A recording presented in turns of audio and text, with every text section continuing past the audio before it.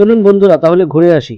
তাহলে আমরা একটা অটো নিয়ে শালকিয়া চৌরাস্তা থেকে বেরিয়ে পড়লাম নতুন মন্দিরের উদ্দেশ্যে। বেশি না, এই 10 মিনিটও লাগবে না শালকিয়া চৌরাস্তা থেকে মন্দিরটা।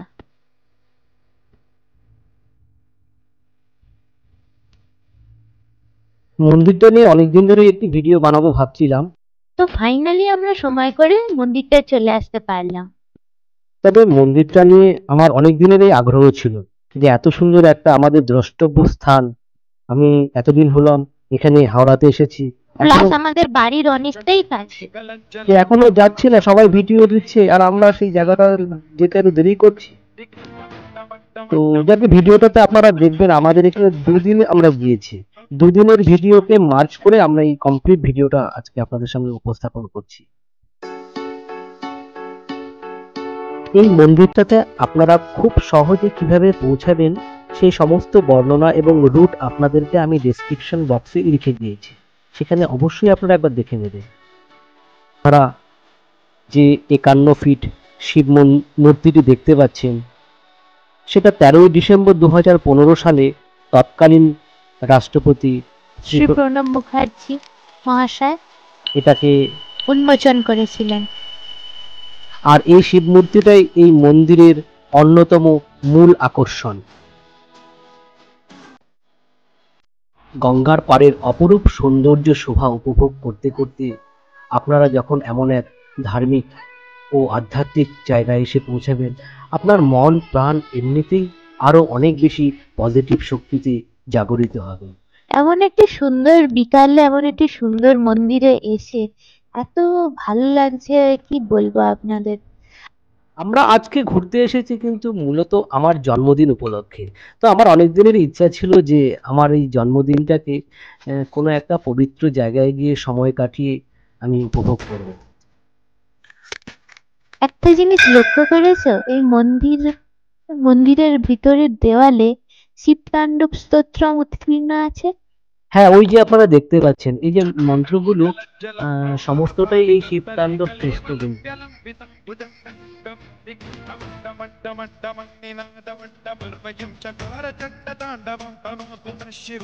আমি বুঝতে পারিনি মন্দিরের পরিসর এত বড়, এত সুন্দর। শুধুমাত্র 51 ফিট শিব মূর্তির কথাই শুনেছিলাম, কিন্তু এখানে এসে দেখি তো আরো কিছু আছে। হ্যাঁ, আপনাদের জন্যই বলছি, কোনো এক বিকেলবেলা চলে আসলে পরে আপনারা এত সুন্দর মন্দির পরিসরে একটা ধার্মিক, একটা পবিত্র স্থানের যে পবিত্রের যে আপনারা একটা শক্তি উপভোগ করবেন এই মন্দির এখানে এসে, সেটা আমাদের জন্য সমস্ত যে মানুষ রয়েছে বা দর্শনার্থী রয়েছে তারাও সমানভাবে এটা উপভোগ করে। সেই জন্য তো দেখছেন এখানে কত দর্শনার্থী তারা এসেছে, কিন্তু আজকে ভিড় করেছে। যদিও এই সময়টা যে ভিডিওটা তোলা হয়েছে সেই সময়টা মনে হয় প্রচুর ভক্তরা ভিড় করেন আর কি। আমি দেখেছি তারা মন্দিরে কেউ পুজো দিচ্ছে বা কেউ রেলিং ধরে দাঁড়িয়ে বাইরের গঙ্গার খুব সুন্দর শোভা তারা উপভোগ করছে। যাকে এত সুন্দর নান্দনিকতাপূর্ণ এক বৃহৎ মন্দির পরিসর আমাকে মুগ্ধ করে দেয়।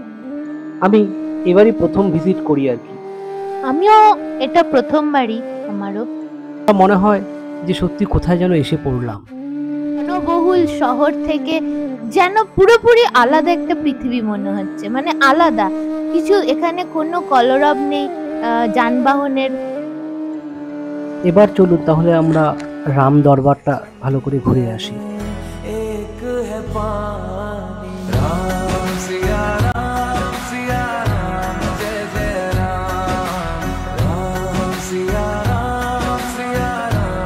এখানে মূল শিব মন্দিরের সংলগ্ন মন্দিরগুলিতে বজরংবলী, রাম সীতা, লক্ষ্মীনারায়ণ, রাধাকৃষ্ণ প্রমুখের মন্দিরও আছে।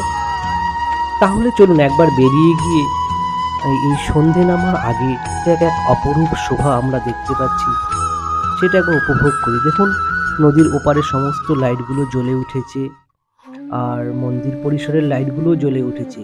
এর মধ্যে সূর্যের আলো পুরোপুরি নিভে যায়নি, তো সবগুলো মিলেমিশে যেন এক অদ্ভুত রকমের অপরূপ শোভা যেন বর্ধিত হচ্ছে। প্রকৃতির রং আর আমাদের কৃত্রিম রং দুটো আলোয় মিলেমিশে যেন এক অদ্ভুত শোভা বর্ধিত হচ্ছে এই মন্দির পরিসরে। এখানে আমরা অনেক ভক্তবৃন্দকে দেখেছি, তারা পেভমেন্টে বসে আছে। তো আমরাও একটু চলে এলাম, নিজেদেরও একটু সেলফি ভিডিও না তুললে কী করে হয়। তারা অনেকেই দেখে যাচ্ছে এই গঙ্গার ওপারের দৃশ্যটা। ওপারেই রয়েছে ভূতনাথ মন্দির, আহিরিটলা, শোভাবাজার, ওই দূরে হাওড়া ব্রিজটাও দেখা যাচ্ছে। এক অদ্ভুত সুন্দর জায়গা, আমি মানে সত্যি অভিভূত হয়ে যাচ্ছি। তবে আজকে সন্ধ্যার অন্ধকার নেমে আসায় দ্বাদশ জ্যোতির্লিঙ্গ আর দর্শন করা হলো না, এর জন্য আরো একদিন আসতে হবে। কিন্তু আমি এই মন্দিরটা দেখি ভীষণ রকমের খুশি হয়ে গেছি। ঘরের এত কাছে এমন একটা সুন্দর মন্দির, মনে হচ্ছিল আগে কেন এলাম না এখানে। তো বন্ধুরা, আজ আমরা দেখতে এসেছি যে আমাদের যে দ্বাদশ জ্যোতির্লিঙ্গ রয়েছে তার ক্ষুদ্র প্রতিরূপ। এটাই মূলত এই মন্দিরের মূল আকর্ষণ। তো আজকে আমাদের সাথী আমাদের দিদিও এসেছে। দিদি, তুমি কিছু বলো। দিদিকে বলবো যে দিদি, তুমি এই যে মন্দিরটাতে এবার কি প্রথমবার এলে না এর আগেও এসেছো? এই মন্দিরে আমি এর আগে অনেকবারই এসেছি, কিন্তু মূল মন্দিরটিটুকু দেখেই আমি প্রত্যেকবার চলে গেছি। আমার জানা ছিল না যে এদিকে দ্বাদশ জ্যোতির্লিঙ্গ আছে। এবার আচ্ছা, তোমাদের সঙ্গে আসার জন্য আমি এটা একবার বেশ। দেখার সুযোগ পেলাম। বেশ, তাহলে বেশ ভালো। আসলে দ্বাদশ জ্যোতির্লিঙ্গ দেখার সৌভাগ্য আমাদের অনেকেরই হয় না। তো যদি তার পরিবর্তে যদি এরকম ক্ষুদ্র প্রতিরূপগুলো দেখা যায়, সত্যি ভীষণ ভালো লাগে। তারপরে আবার একসঙ্গে সমস্ত দ্বাদশ জ্যোতির্লিঙ্গের একসাথে কিছু প্রতিরূপ। হ্যাঁ, এই ক্ষুদ্র প্রতিরূপগুলোর সৌজন্যে আমরা কিন্তু গোটা ভারতবর্ষে যেই উদ্দেশ্য নিয়ে এই জ্যোতির্লিঙ্গটা স্থাপন করা হয়েছিল, সেটা কিন্তু মোটামুটি আমরা কিন্তু সেই সম্পর্কে অনেকটাই জানতে পারি। দিদি, তোমার কেমন লাগছে দেখে? তুমি কি কখনো গিয়েছো এরকম কোনো জ্যোতির্লিঙ্গ না, আমি এরকম কোনো জ্যোতির্লিঙ্গে এর আগে কখনো যাইনি। এখানেই আমি সমস্ত জ্যোতির্লিঙ্গের কিছু প্রতিরূপ দেখছি এবং দেখে বেশ ভালোই লাগছে। মনে হয় অরিজিনাল জায়গাগুলো আমি একবার অবশ্যই ঘুরে আসবো।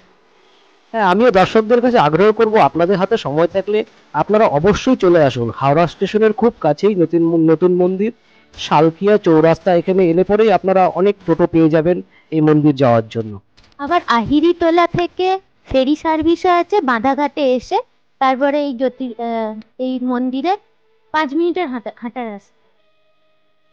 তো বন্ধুরা, আপনারা দেখতে থাকুন এবং সেই আমাদের যে মহাকালেশ্বর, নাগার্জুন, এই যে দেবাদিদেব মহাদেবের যে স্বয়ম্ভু হিসাবে উঠে মানে প্রতিরূপ হওয়া, সেটা কিন্তু আমরা অবশ্যই এখানে আমরা তার অনেকটাই সৌভাগ্য লাভ করছি। কি বলো দিদি? হ্যাঁ, নিশ্চয়ই। এতগুলো মানে এই সমস্ত প্রতিরূপ এইভাবে এক জায়গায় দেখতে পাওয়ার সৌভাগ্য কিন্তু সবার হয় না সব একসঙ্গে। নিশ্চয়ই এটা একটা বড় প্রাপ্তি আমাদের কাছে। আমি তো সকলকে অনুরোধ করব এই মন্দির একবার ঘুরে যাওয়ার জন্য। ধন্যবাদ দিদি। চলুন তাহলে বন্ধুরা, আর বেশি কথা না বলে এক এক করে সমস্ত জ্যোতির্লিঙ্গগুলো আপনারা দেখেন। ভারতবর্ষ ধর্মের দেশ, ভারতবর্ষ মন্দিরের দেশ। ভারতবর্ষে পূজিত হয় ৩৩ কোটি দেবতা, আর এই দেবতাদের মধ্যে অন্যতম হলেন দেবাদিদেব মহাদেব, যিনি শিবলিঙ্গ ও শিবমূর্তি দুভাবেই পূজিত হন। আদিগুরু শঙ্করাচার্য ভারতবর্ষের 12টি প্রান্তে 12টি জ্যোতির্লিঙ্গ মন্দির স্থাপন করেছিলেন। তারও একটা ভীষণ সুন্দর ইতিহাস আছে। হিন্দু বিশ্বাস অনুযায়ী অরিদ্রা নক্ষত্রের রাতে শিব স্বয়ং জ্যোতির্লিঙ্গ রূপে আবির্ভূত হয়েছিলেন। শিবলিঙ্গ শিবের অনন্ত প্রকৃতির প্রতীক, আদি ও অন্তহীন স্তম্ভের প্রতিনিধিত্ব করে। শঙ্করাচার্যের দ্বারা প্রথম প্রতিষ্ঠিত মন্দির হলো সোমনাথ জ্যোতির্লিঙ্গ মন্দির। ধীরে ধীরে বাকি মন্দিরগুলো প্রতিষ্ঠিত হয়েছিল। সোমনাথ শব্দটির অর্থ হলো চন্দ্র দেবতার রক্ষাকর্তা। এরকমই দ্বাদশ জ্যোতির্লিঙ্গের অন্যান্য আরও যা পৌরাণিক কাহিনী আছে, সেগুলো আপনাদের জন্য আমি ডেসক্রিপশন বক্সে সমস্ত ডিটেলস দিয়ে দেব। অবশ্যই দেখে নেবেন।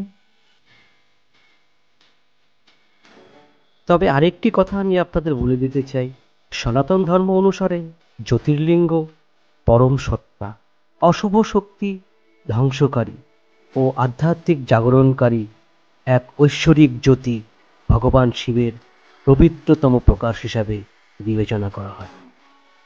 আমি আগ্রহ রাখবো আমার ভিউয়ার্সদের কাছে, জীবনে যদি সময় ও সুযোগ কুলিয়ে ওঠে তাহলে এই দ্বাদশ জ্যোতির্লিঙ্গর যে পবিত্রতম স্থানগুলো রয়েছে সেই জায়গাগুলো আপনারা জীবনে একবার অবশ্যই দর্শন করে আসবেন।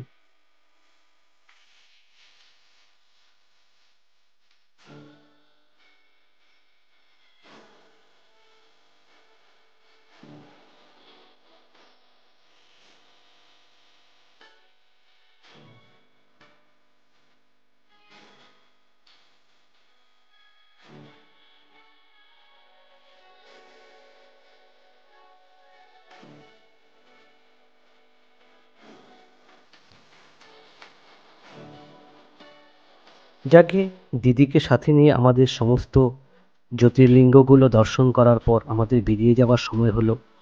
বেরিয়ে আসার পরে কিন্তু আমরা দেখছি যে শিবের যেটা মূর্তিটা নির্মাণ কাজ চলছিল সেটা পুরোপুরি শেষ হয়ে গেছে। বলো তোমার মন্দিরটা ঘুরে কেমন লাগছে? এই মন্দিরটিতে আমি বহুবারই এসেছি, কিন্তু সেটা দিনের আলোতে যখন কখনোই আসা হয়নি, সুতরাং মন্দিরের চারপাশ দেখার সুযোগ সেইভাবে হয়নি আমার। এর যে সৌন্দর্য সেটা দেখার মানে সৌভাগ্য বলতে পারো হয়নি। এই এই শিব মূর্তিটি গঙ্গার ঘাট থেকে খুব যথেষ্ট সুন্দরভাবেই দেখা যায়। আর এবারে কনস্ট্রাকশন যেহেতু সম্পূর্ণ হয়েছে সেই জন্য আরো ভালোভাবে দেখা যাচ্ছে এবং এর সৌন্দর্য বোঝা যাচ্ছে। এর আগের বার যখন এসেছিলাম তখন অনেকটা সন্ধ্যের সময়, তখন মানুষজনকে দেখেছিলাম তারা চুপটি করে গঙ্গার পাশে বসে সময় কাটাচ্ছে। হ্যাঁ, গঙ্গার শোভাটা তারা উপভোগ করছিল।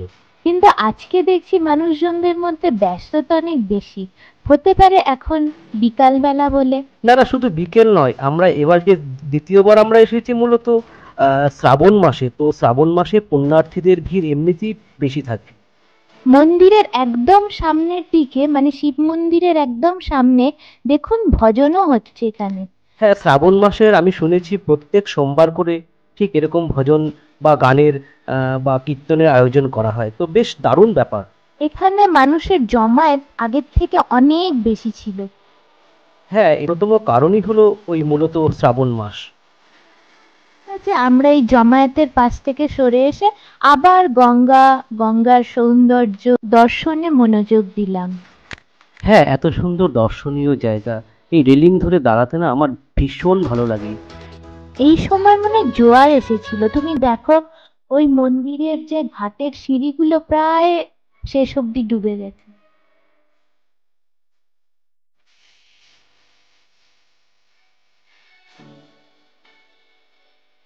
আজকে কিন্তু মন্দির ঘোরাটা আমাদের পুরোপুরি একদম সার্থক। সবাই মিলে এত বেশি আনন্দ হলো। আমরা আবার এর মাঝখানে গঙ্গা আরতিও দেখলাম।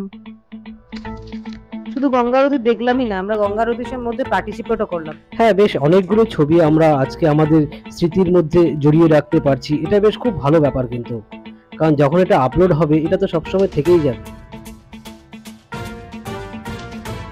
এখানে বোধহয় শ্রাবণ মাস বলে এখানে আবার ভজন কীর্তনও আমরা দেখতে পেলাম।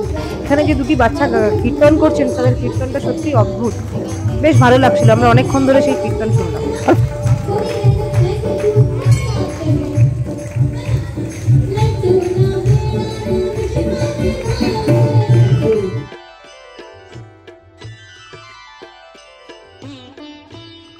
ঠিক আছে বন্ধুরা, আমাদের অনেক ঘোরাঘুরি হলো, একটা ভালো উপভোগ্য ভিডিও আপনাদের সামনে তুলে ধরার চেষ্টা করলাম। একটা খুব সুন্দর বিকেল কাটিয়ে আমরা এবার বাড়ি ফেরার জন্য ভাবনা চিন্তা শুরু করলাম। না, ভাবনা চিন্তা নয়, আমরা এবার বেরিয়ে যাচ্ছি। Tata, bye bye. ফেরার সময় কিন্তু আমরা এক অপূর্ব দৃশ্যের কিন্তু আমরা দেখতে পাচ্ছি। খুব সুন্দর করে যে বাইরের দিকটা সাজানো হয়েছে, মানে এক কথায় মনোমুগ্ধকর। হ্যাঁ, কোনো একটা বিকেলে এইভাবে সময় কাটানোর জন্য বেশ যথেষ্ট এই জায়গাটি। তার সঙ্গে আপনার হয়তো একটু ভগবান দর্শনও হয়ে যাবে একই সাথে। হ্যাঁ, একাধারে আপনার যে পরিবেশ আপনারা পাচ্ছেন, আধ্যাত্মিক হোক ধার্মিক হোক যে পরিবেশ, আর সাথে একটা সুন্দর একটা বিকেল এমন একটা পজিটিভ জায়গায় কাটানো, এটা সত্যিই খুব দারুণ ব্যাপার। তো যাকে আজকের মতো আমাদের বক্তব্য এখানেই শেষ। আমরা এখন রাত হয়ে গেছে, এখন বাড়ি ফেরার পালা। টাটা বন্ধুরা, ভিডিওটা কেমন লাগলো আপনারা কিন্তু কমেন্ট সেকশনে অবশ্যই জানাবেন। আর সময় পেলে আপনারা একবার ঘুরে যাবেন কিন্তু। আর খুব শীঘ্রই দেখা হবে আরও একটি নতুন ভিডিওতে। আপনারা ভালো থাকুন। আর আমাদের সঙ্গে থাকুন।